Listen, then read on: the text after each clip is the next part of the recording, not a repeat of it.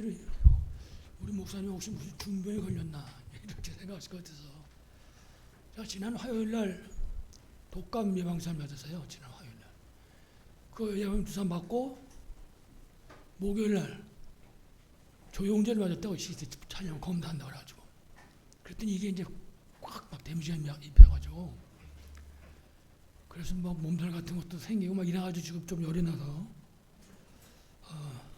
조금 좀 그랬습니다. 여러분들에게 심려를 끼쳐드려서 대단히 죄송합니다. 어떻든 여러분들이 기도해 주셔야 살 수 있습니다. 목사는 교회에 걸려 있잖아요, 생명이. 다시 말하면 성도들에게 달려있다고. 성도들이 얼마만큼 기도하는가에 따라서 발전도 할 수 있고 퇴보도 할 수 있고 살 수도 있고 죽을 수도 있거든요. 여러분이 기도해 주시길 부탁드리겠습니다. 디모데 전서 1장 12절에 보면 사도 바울이 증거하는 말씀입니다. 나를 능하게 하신 그리스도 예수 우리 주께 내가 감사함은 나를 충성되이 여겨 내게 직분을 맡기심이니. 막 이 얘기를 할 때 바울이 얼마나 마음이 아팠을까요? 자기가 과거의 생활을 너무 아니까. 이렇게 말했습니다. 내가 전에는 비방자요 박해자요 폭행자였으나 도리어 긍휼을 입은 것은 내가 믿지 않을 때 모르고 행하였습니다. 그 믿지 않을 때 모르고 핍박하고 되었다면 사람들 죽는데 쫓아가고. 그러면서 15절 보면 그래서요. 디모데후서 1장 15절에 죄인 중에 내가 괴순이라. 지금 자기는 죄인 중에서도 괴수다고 괴수. 전도자 바울의 고백인데 이제 오늘 우리 본문은 이렇게 돌아온 전도자 바울에게 주께서 주신 말씀입니다. 그럼 내용을 아시잖아요. 바울아 두려워 말라. 내가 예루살렘에서 증언한 것 같이 로마에서도 증언하여야 하리라.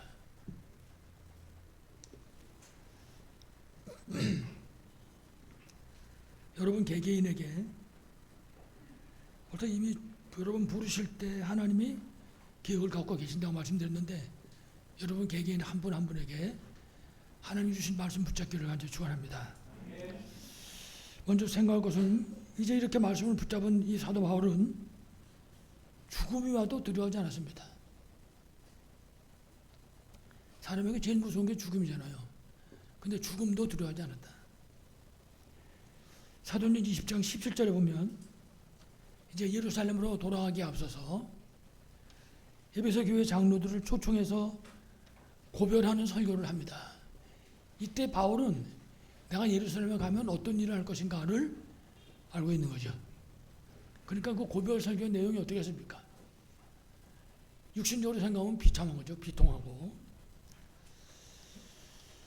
왜냐하면 바울은 예루살렘에서 일어날 일, 다시 말하면 자신에게 닥칠 미래를 예측하고 있었던 것입니다. 이제 예루살렘 가면 내가 어떻게 된다. 그래서 21장 10절 이하에 보면 특히 선지자 아고보라는 사람이 바울이 있는 그 지역에 찾아오게 됩니다. 찾아와서 예언을 하는 거예요. 선지자가.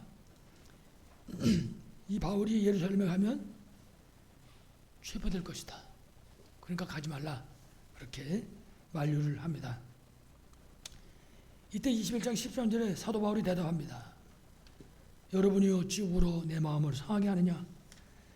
나는 주 예수의 이름을 위하여 결박당할 뿐 아니라 예루살렘에서 죽을 것도 각오하였더라. 바울의 이 결단의 말은 사도행전 9장 담에색에서 예수님 만나고 나서 예수가 그리스도인 것을 깨닫는 순간에서부터 결단된 시작입니다. 내가 이때까지 이렇게 살아왔는데 내가 정말 몰라서 냈는데 이걸 어떻게 내가 이거를 씻을 수 있겠냐. 내가 죄인 중에 괴수다. 이렇게 고백을 했었는데 이라주 사도행전 21장 27절에 보면 바울이 예루살렘으로 갑니다. 그리고 결국은 예루살렘에서 체포되죠. 소금절에 갔다가. 그리고 22장 1절에 보면 체포되어가지고 이제 재판 자리에 서게 된 것입니다. 그렇지만은 바울은 자기가 할 일이 있으니까 거기서 내가 어떻게 하면 살아날 것인가 이런 거는 관심이 없습니다. 자신이 구원받은 그 구원의 여정을 그 모인 사람들에게 간증하는 것입니다. 이래가지고 그 내용을 통해서 그리스도가 바로 예수라는 사실을 설명하는 거죠. 오직 그것만 증거하는 겁니다. 바울에게 남은 그 증거 내용은. 이래가지고 여러분 성경 본문을 보셨지만 이래가지고 뭐 바리새인 사두개인 막 다투기 일어나고 막 잘못하면 이 바울이 찢길 지경까지 이르게 됐을 때 이제 백부장이 불러다가 결국 이제 그 사람들에게 띄워놓죠. 이래가지고 23장 12절에 오면 그날 밤에 주께서 바울에게 말씀하십니다. 바울아 담대하라. 네가 예루살렘에서 나의 일을 증언하는 것 같이 로마에서도 증언하여야 하리라. 주께서 바울 곁에 서서 그렇게 말씀하셨습니다. 우리 앞에 말씀을 들었지만 사도행전 19장 21절 이하에 바울이 로마도 보여야 하리라. 내가 로마도 보여야 하리라. 이렇게 고백했는데 오늘 주께서 그 바울에게 말씀하신 겁니다. 네가 예루살렘에서 증언하는 것 같이 그리스도가 누군지 그리스도의 당회성에 대해서 설명한 것 같이 저 로마에 가서도 증거해야 하리라. 사도 바울이 지금 걸어가고 있는 이 길은요 주의 뜻하고 하나도 틀린 것이 아닙니다. 주께서 세우는 그 계획 그대로 따라가고 있는 거죠. 말씀의 흐름을 따라서. 그러니까 우리도 생각해야 됩니다. 내가 인생을 사는데 천만 말씀의 흐름을 따라서 정확하게 따라가고 있는가. 굉장히 중요하죠. 그럼 우리가 때때로 주께 이런 말씀을 들을 수 있어야죠. 내가 예루살렘에서 증언하는 것 같이 로마에서도 증언해야 하리라.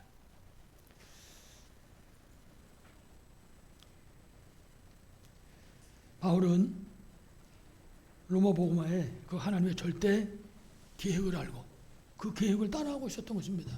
그 모든 신자가 이래야 되는 거거든요. 모든 신자가 내 생각대로 하다 안 되면 시험 들고 상습하고 이러는 것이 아니라 사도 바울은 아까도 얘기했지만 사도행전 9장 15절 이하에 그 다메섹에서 예수님 만났을 때 그 아나니아 통해서 예수님의 계획이 어떤 것인가를 듣습니다. 그 내용이 뭐라고 했습니까? 이 사람은 이방인과 임금들과 이스라엘 사람에게 복음을 증거하기 위해서 내가 택한 그리스도다. 여기서부터 사도 바울은요 1미리도 삐뚤어하지 않았어요. 똑바로. 그래서 바울은 자신이 증거해야 되는 이 복음의 능력과 로마서 1장 16절에 말씀하죠. 내가 복음을 부끄러워하지 아니하노니 이 복음은 모든 믿는 자에게 구원을 주시는 누구 능력이요? 하나님의 능력이라. 그 하나님의 능력을 지금 말하고 있는 거거든요. 그래서 로마 복음화에 대해서 너무나 잘 알고 있었고 평생의 언약으로 생명을 걸고 붙잡은 바로 그런 사람이었습니다. 그러니까는 로마 복음화라고 하는 거죠. 지금으로 말하면 강대국 복음화잖아요. 사실 뭐 미국 강대국이죠. 중국도 강대국이고 러시아도 강대국입니다. 유럽에도 강대국이 많습니다. 강대국이 잘못되면 세상 어지러지는 겁니다. 지금 강대국 이 지도자들을 사단이 붙잡으니까 벌써 러시아와 싸우잖아요. 뿐만 아니라 지금 이스라엘에서 싸우는 것도 강대국들의 입김이에요. 그게 사실 배경에 들어가 보면. 그러니까는 강대국이 복음화되지 않으면 세상은 힘들고 어려워지는 거거든요. 지금도 똑같습니다. 로마도 보아야 하리라. 지금도 강대국 복음화 너무나 중요하죠. 그래서 장로님 기도하셨지만은 이제 우리가 저만 남북한 복음화 돼가지고 전 세계 복음화 할 수 있어야 되는 거죠.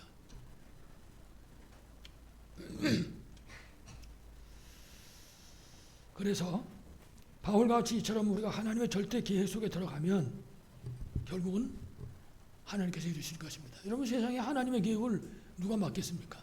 하나님이 하시면 되는 겁니다. 하나님이 도구로 사용하는 것뿐이죠. 사람은. 이건 다른 말로 하면 그 하나님의 언약을 붙잡은 전도자의 모든 삶은 누가 책임진다? 하나님 책임지는 거예요. 렘넌트의 학업도 직장생활하는 그 직업 현장에 사업 현장에 하나님이 책임지시는 거예요. 2, 3, 7에 방향 맞추면 역사가 일어나게 된 줄을 분명히 믿습니다. 그래서 19장 21절에 내가 로마도 보아야 하리라 그렇게 바울이 하나님의 절대 계획을 붙잡은 것입니다. 그랬더니 23장 오늘 11절 본문에 보니까 예루살렘에서처럼 로마에서도 증언하여야 하리라. 바울이 붙잡은 그 언약이 하나님의 절대 기억이 있다는 사실을 얘기하는 거죠. 우리가 붙잡은 이 언약이 하나님의 절대 기억이 된다는 거예요. 내가 지금 하고 있는 이게 하나님의 절대 기억 속에 지금 되어지고 있는 거구나. 이렇게 붙잡아 있는 거예요. 그거 보고 예수 믿는다라고 얘기하는 거예요. 물론 뭐 이제 예배 드리는 것도 중요하죠. 제가 오늘 9시에 우리 렘넌트 예배 드릴 때 집에 가서 두려워 있었거든요. 근데 육신도 안 편하고 마음도 불편하고 두려워 있어도 바늘방석이더라고요. 어떻게 됐든 간에 죽든지 살든지 예배 드려야 되는구나 그런 생각을 했었는데 물론 예배도 중요합니다. 그러나 더 중요한 거는 내가 그 하나님의 언약에 붙잡히면 맞는 겁니다. 내가 하고 있는 이 일이 하나님의 계획이 된다고 말해요. 그 자꾸 질문해서 하나님 이 일이 하나님의 계획이 맞습니까? 내가 이 길 따라가면 되는 것입니까? 그 묵상하는 시간에 묵상할 수 있어야 되겠지. 자, 이래가지고 27장 24절에 보면 그 유라올라 광풍 속에서 이거 죽느냐 사느냐잖아요. 14일 동안 밤도 낮도 몰랐다고 그랬으니까 그 14일 동안 굶고 뭐 배멀리 했겠죠. 그 속에서 주께서 말씀했습니다. 바울아 두려워 말라. 내가 가이사 앞에 서야 하리라. 바울에게 주께서 또 말씀하십니다. 다시 말하면 네가 로마로 가야 된다고 말해요. 그러니까 이 풍랑이 너를 해할 수 없다, 막을 수 없다 그렇게 말씀하는 거죠. 이처럼 하나님의 절대 계획 속에 사도 바울은 하나님 완전 보장했습니다. 여러분 생각해 보세요. 14일 동안 배가 광풍 속에 있었는데 어떻게 살아납니까 사람이? 아니 그래 밥 계속 잘 먹어도 배가 막 출렁거리면 사람이 먹은 거 다 통하는데 그것도 하루가 아니라 14일 동안 그랬으면 다 죽어야 원칙이거든요. 근데 하나님의 절대 계획 속에 있으니까 하나님이 완전 보장하는 거예요. 바울 때문에 다른 사람들까지 하나님이 다른 주의수들까지 완전 지키셨단 말이에요. 그렇습니다. 그게 성도입니다. 신자. 우리 한 사람 때문에 하나님 우리 가정을, 나 한 사람 때문에 하나님 우리 교회를, 이런 일이 일어나야 되는 거예요. 나 한 사람 때문에 우리 지역을. 여러분 이런 능력 속에 승리하시기를 간절히 축원합니다. 자, 우리 오늘 본론입니다. 특별히 첫 번째 주께서 바울 곁에 서서 말씀하셨습니다. 바울아 담대하라. 네가 예루살렘에서 증언한 것처럼 로마에서도 증언하여 하리라. 바울에게 말씀하신 거잖아요. 그러니까 우리도 때때로 기도하다가 묵상하다 이런 음성을 들어야 돼요. 실제로 무슨 소리가 안 들려오더라도 우리 가슴속에. 예를 들면 제가 그랬잖아요. 9시에 자리에 둘러 있었는데 편치가 않은 거예요. 그게 들리는 소리야. 주의 음성이. 육신도 안 편하고 마음도 안 편하고 그게 들리는 거예요. 그래가지고 교회 오기 전에 기도숲에다가 그 9시 예배 때 드릴 헌금을 껴놨었는데 헌금 될 데가 없어졌잖아요. 다음 주에 다시 해야지 생각을 했습니다만은 어떻든 그렇게 불편할 수 없어요. 몸뚱이는 무거워도. 그래서 예배 안 되는 사람들은 어떻게 살까 그런 생각했습니다만 어떻든 오늘 사도 바울을 쳐다봤을 때 주께서 전도자와 항상 함께 하시는 겁니다. 어디서든지. 그래서 미리 약속하셨어요. 미리. 여러분 잘 아시죠? 마태복음 28장 20절. 세상 끝날까지 너희와 항상 함께 했습니다. 세상 끝나는 날까지. 마가복음 16장 20절에는 주께서 함께 역사하사. 전도자가 나와서 복음 증거하는 현장에 주께서 함께 역사하사. 말씀을 확실히 증언하시니라. 다시 말하면 전도자의 모든 현장에서 함께 하신 거죠. 그러니까요 우리가 그 함께의 비밀을 누리려면 간단합니다. 내가 모든 현장에서 전도자로 서면 되는 거예요. 한마디도 예수 믿는 소리 안 해도 전도자로 설 수 있다고. 전도자로. 그래서 지금 우리 눈에 보이지 않지만 우리와 함께 하시는 그 그리스도께서 우리 삶의 모든 현장에 역사하시는 것입니다. 뿐만 아니라 우리가 어떤 위기를 만날 때도 함께 하십니다. 그렇습니다. 어떤 위기를 만날 때도 함께 하십니다. 그래서 우리 보고 말씀했어요. 두려워하지 말라. 사람이 막 힘들 때는 두려움도 찾아오잖아요. 야, 이게 왜 열이 이렇게 막 나냐 이거. 지난번에 한번 경험해 봤는데 그 지난번에 경험한 거 잊어버렸어요.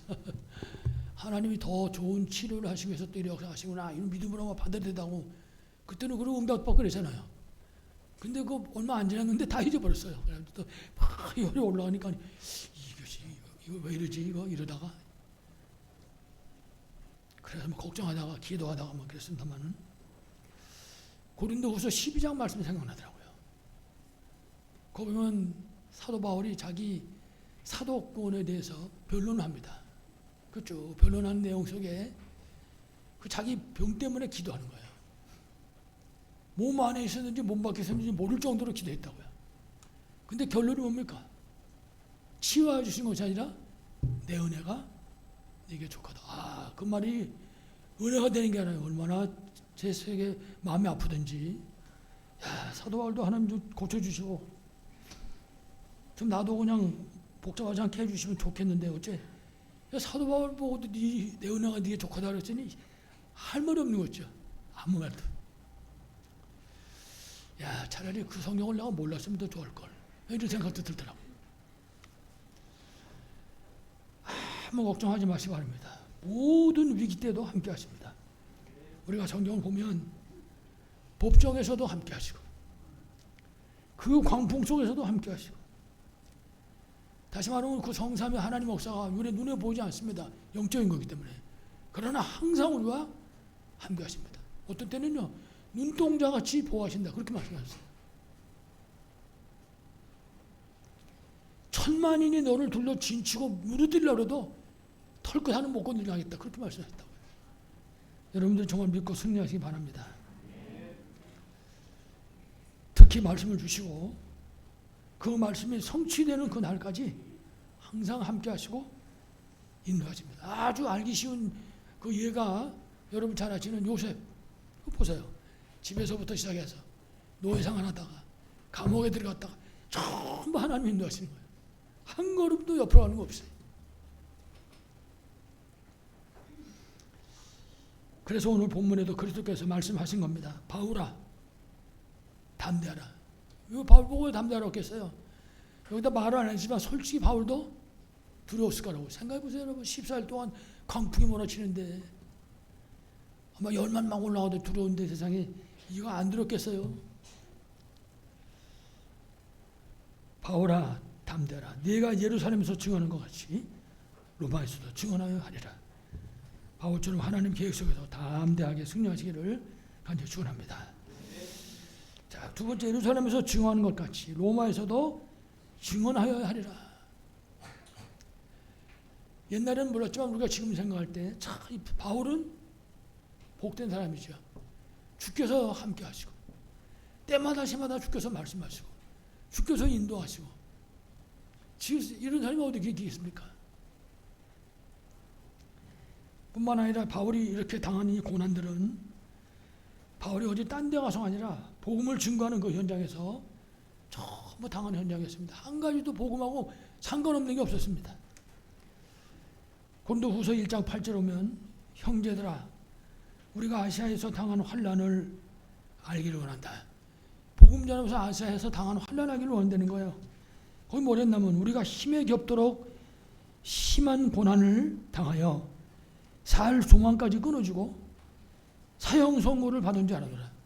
얼마나 힘들었으면 사형 선고 받은 줄 알았다. 우리가 사형 선고 받으면 잘 모르잖아요. 근데 사형 선고 받은 줄 알았다. 전에 해보니까 그 마취하고 그 수술대에 들어오는 그 순간에 진짜 깜깜하더라고요. 그때가. 그 깜깜하지만 주여 하나님 앞에 이제 생명도 맡기고 기도하고 눈 뜨니까 끝난 거야. 그것도 두려운데 여러분 생각해보세요. 바울이 당한 곤란데 그것도 다른 이유는 아무것도 없습니다. 오직 복음 때문에. 그래서 이런 이유로 고린도후서 1장 9절에는 그렇습니다. 이래가지고 이런 것들 때문에 자기를 의지하지 말고 죽은 자를 다시 살리시는 하나님만 의지하게 하십니다.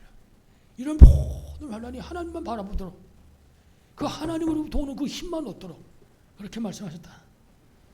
이래가지고 고린도후서 1장 23절에 보니까 내가 수고를 넘치도록 하고 옥에 갇히기도 많이 하고 매도 수없이 맞고 여러 번 죽을 뻔하였으니 유대인에게 40에 하나가만 매를 5번 맞았으면 39대 맞는 매를 5번이나 맞다 그래서 5번. 한 대만 맞아도 여러분 얼마나 아픕니까? 3번 태장에 맞고, 태장은요 가죽 채찍으로 맞는 건데 가죽 채찍 끝에 납이 달렸어요. 납. 그럼 생각해보세요. 그거 때리면 어떻게 되겠나? 막 살이 팍팍 파지는 거지. 이런 데 맞으면 다 터지겠죠. 그 태장을 3번이나 맞았다. 한 번은 돌로 맞고, 한 번은 돌에 먼저 죽었다 내다 버렸잖아요. 또 3번 파산하고, 우리는 한 번인 줄 알았더니 파산을 3번에 당해서 배가 깨진 게. 일주일을 깊은 바다에서 지냈고, 여행 중에 강의 위험, 강도 위험, 동족과 광야의 위험과 바다와 형제 중에 위험을 당하고, 또 수고하며 애쓰고 여러 번 자지 못하고 줄이며 목마르고 여러 번 굶고 춥고 헐벗어느라 할 말이 없는 거죠. 이런 말씀을 몰라가지고 읽지 말아야 되지. 이런 말씀을 알고 자꾸 읽으면 골치 아프집니다. 이야, 나는 아무것도 아니구나 이거는. 이거 보면 우리 문제 한번 대보세요. 비교해 보시라고. 아무것도 아니에요. 사도 바울은 오히려 뭐라고 그랬냐? 내가 이렇게 당한 이 고난 덕분에 오직 하나님을 의지하게 됐다. 며칠 전에 라디오에서 뉴스를 하는데 대담을 했군요. 이름을 내가 생각이 안 나는데 아주 유명한 사람들이에요. 작가들인데 이 사람들은 우리 복음 듣고 가서 말하는 줄 알았어요. 자기 어렸을 때 아버지 덕분에 그러더라고요. 어렸을 때 아버지가 돌아가셨대요. 일찍이. 그게 아버지 덕분에. 그 일찍 돌아가신 덕분이라는 거야. 그래가지고 학교를 못 갔대요. 그래서 학교 못 간 덕분에 이 사람이 학교 못 간 덕분에 또 땅 갈 수 있다는 거죠.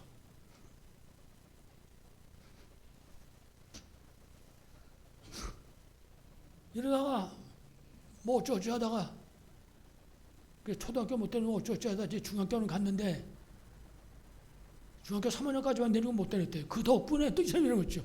이 사람에게 일어난 모든 일이 전부 덕분이라는 거죠. 이야, 이 사람이 진짜 복음을 들었나? 이런 생각을 해봤습니다.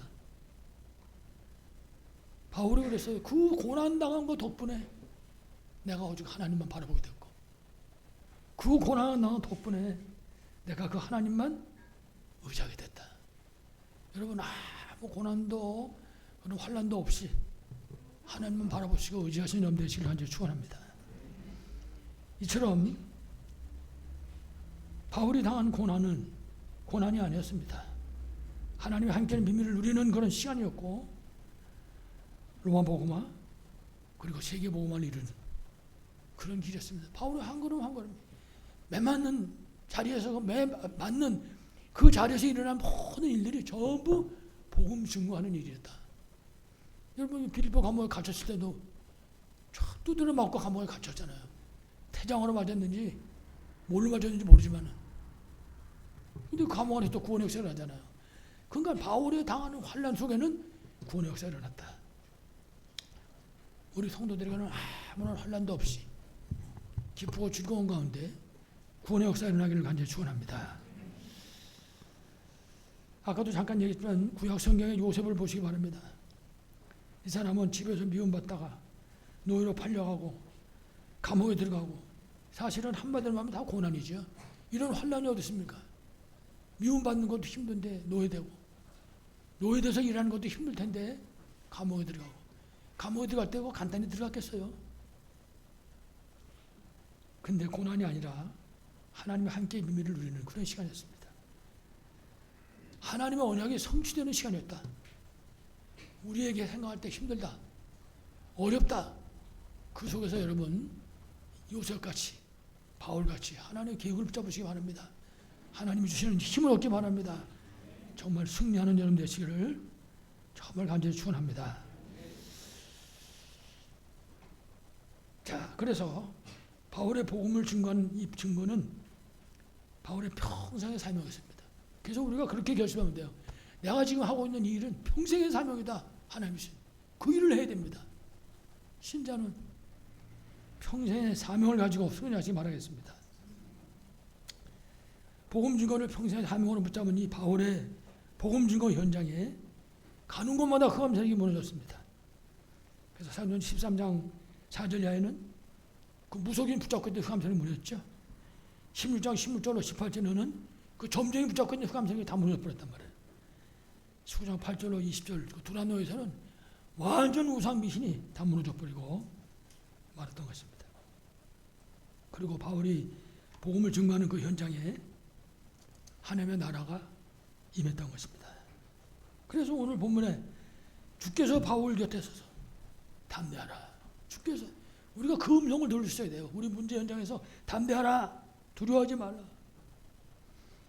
심지어는 여러분 그 여호수아서 1장에 보면요. 모세가 죽고 나서 여호수아가 이제 바톤을 받았잖아요. 제가 생각할 때 그렇게 생각했어요. 바톤을 받는 그 여호수아의 손이 떨리고 있었을 것이라. 이걸 내가 어떻게 감당하나. 여호수아에게 모세는 하나님이었댔어요. 근데 그분이 죽고 그걸 지게 맡았단 말이에요. 지금. 그때 하나님이 말씀했습니다. 뭐라 했어요? 담대하라. 놀라지 말라. 담대하라. 놀라지 말라. 두려워하지 말라.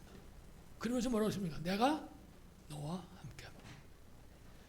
여러분 정말 응답받고 승리하시기 바라겠습니다. 그래서 바울이 복음을 증거하는 그 현장에는 하나님의 나라가 임했습니다. 그리고 주께서 말씀하시는 거예요. 큐트에서 우리가 요한복음 1장 12절 말씀 붙잡고 예수 그리스도를 영접한 순간에 곁에서가 아니라 우리하고 함께 하십니다. 언약 붙잡고 승리하시기 바랍니다. 그래서 우리가 복음 전할 때 그리고 말씀 운동하는 그 현장에 분명히 흑암새로 또 무너지고 정말 하나님의 나라가 임하는 줄로 분명히 믿습니다. 마지막 세 번째입니다. 오늘 본문에 바울이 증거하는 복음의 내용입니다. 우리 성경은 구체적으로 나와 있지 않습니다만은 우리가 먼저 생각할 것은 도대체 복음이 뭔가? 우리가 복음을 정확하게 이해할 수 있어야 됩니다. 우리 랩런트들이 이제 청신에서 면접을 하면 제가 항상 물어봅니다. 랩런트가 뭐냐? 그 밑에까지 그거 설명한 놈이 한 놈도 있어요. 그거 다 초신 졸업하고 지금 온 거거든요. 랩런트는 복음 가지고 남은 자야. 그래요? 그런 거 한 번도 안 들어봤는데 안 들어보긴 맨날 들었는데 안 들어봤다. 복음이 도대체 뭡니까? 복음은 인간이 절대로 해결할 수 없는 근본 문제를 해결하는 해답이다. 끝인 거죠. 이게 진짜 믿으면 진짜 알면 이거보다 귀한 게 어디 있습니까?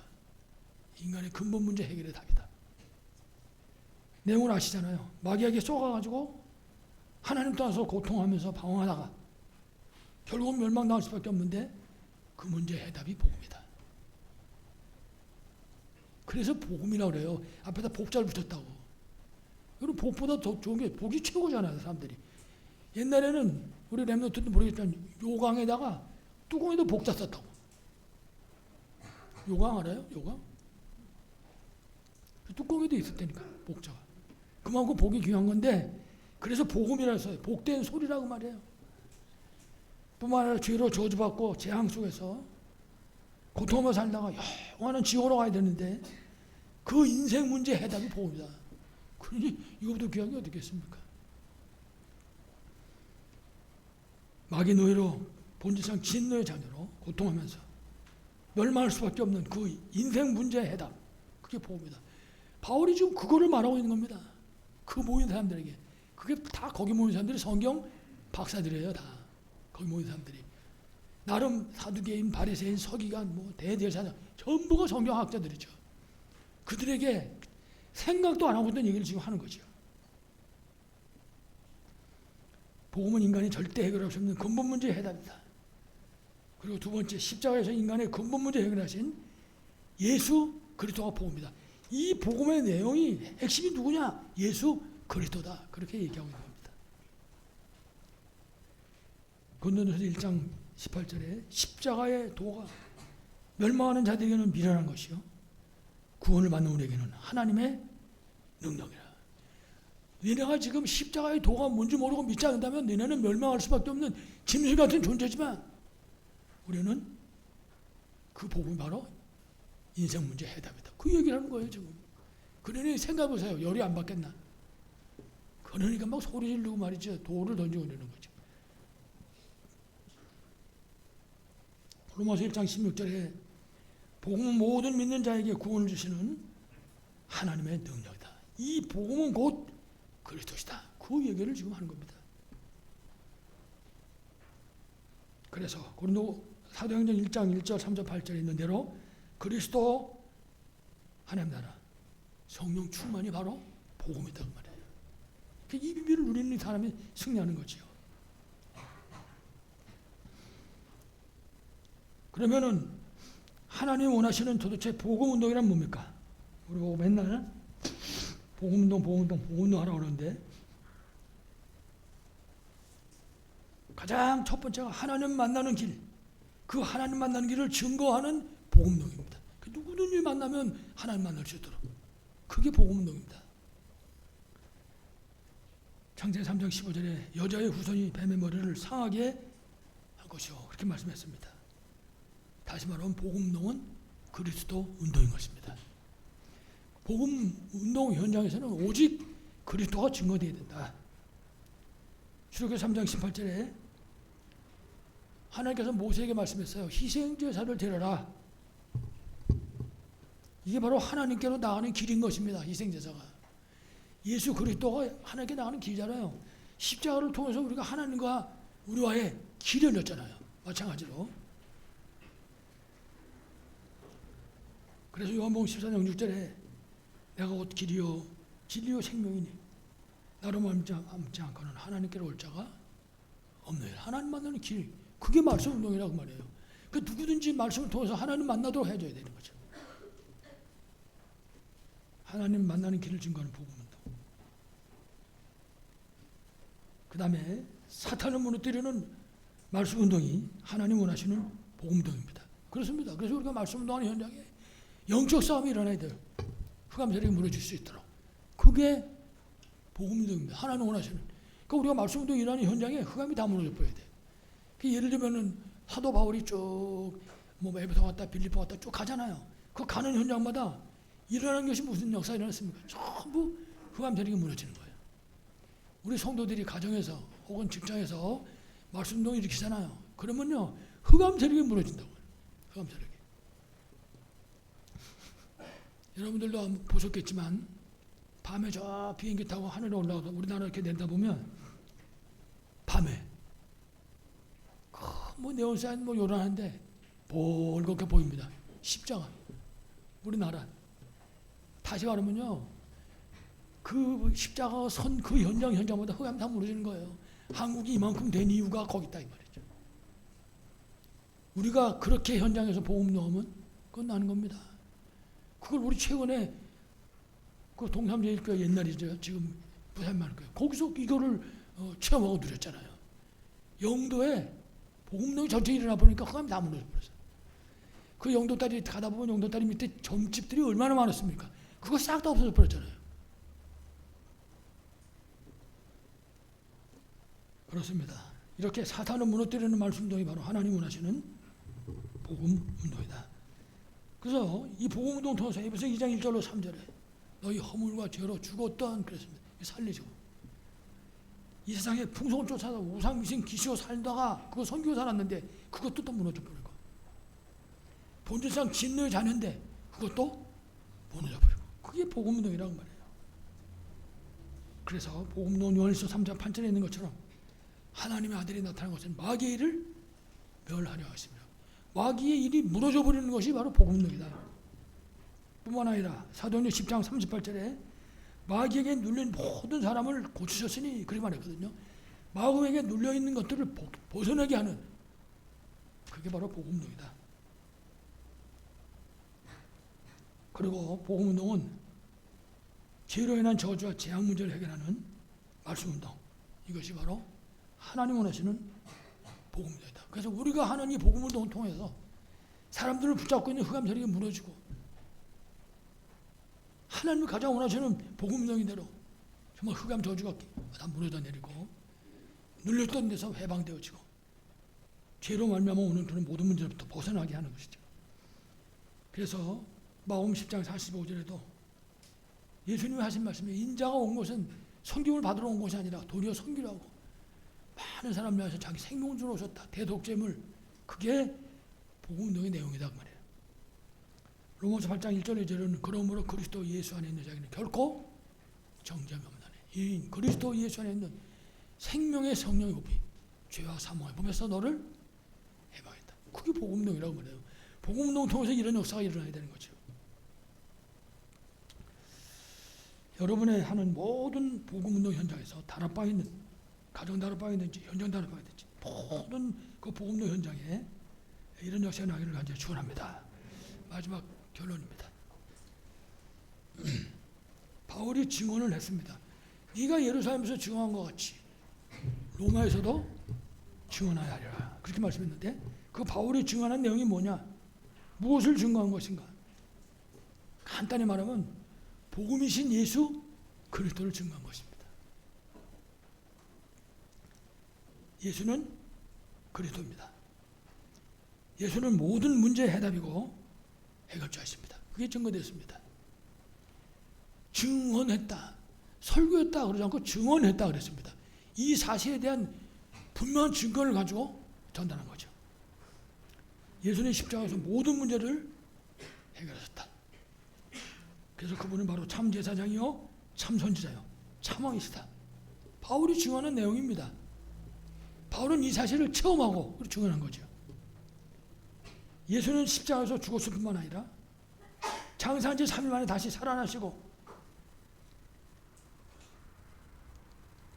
다시 말하면 그분은 바로 그리스도의 하나님이시다.